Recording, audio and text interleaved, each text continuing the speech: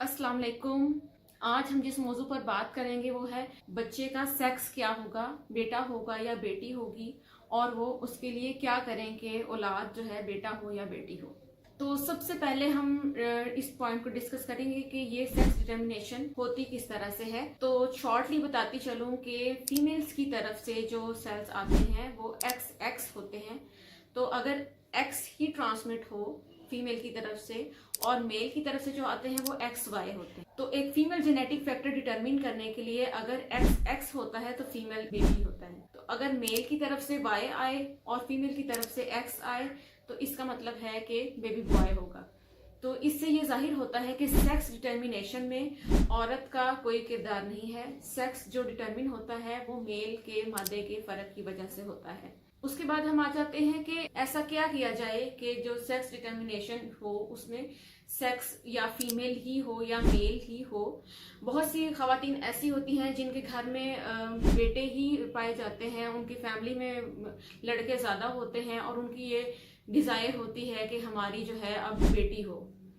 और बहुत से लोग ऐसे होते हैं जो मुआशरे के प्रेशर में होती हैं, जिनके पहले से 4-5 बेटियां होती हैं और वो अपने ससुराल वालों की तरफ से और अपने मुआशरे की तरफ से बहुत ही प्रेशर में होती हैं और इसी प्रेशर में वो मजीद बच्चे पैदा करते रहते हैं कि शायद इस बार जो है वो बेटा पैदा हो।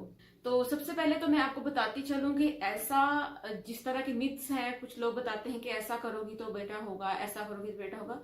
तो साइंटिफिकली प्रूव्ड ऐसा कुछ भी नहीं है कि आप ऐसी कोई एक्टिविटी करें जिससे आपकी औलाद जो है वो बेटा हो या बेटी हो। बहुत कॉस्टली मेथड और बहुत ही एक आधा टेक्निक है जिसको हम इक्सी कहते हैं या हम आम जुबान में टेस्ट ट्यूब बेबीज भी कहते हैं या IVF कहते हैं, इन विट्रो फर्टिलाइजेशन। इस कंडीशन में पॉसिबल है कि इक्सी एक मेथड है जिसमें इंट्रासाइटोप्लाज्मिक इंजेक्शन जो है वो मेल के वाई सेल्स का ही दिया जाता है या एक्स मादे का ही दिया जाता है कि जिस तरह का सेक्स आपको रिक्वायर्ड हो।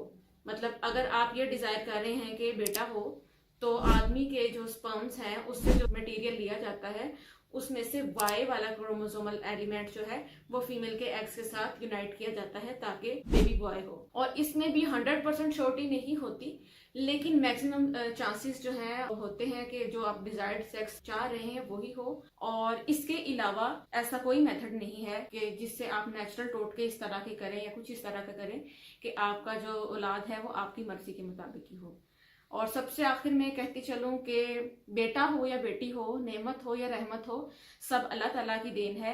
हमें इस तरह का दिमागी ख्याल नहीं रखना चाहिए कि बेटा हो या बेटी हो, जो भी अल्लाह दे, अल्लाह ताला ने हमारे लिए बेहतर ही कुछ सोचा होता है। इसके साथ ही आज का सेशन खत्म होता है। अल्लाह हाफिज।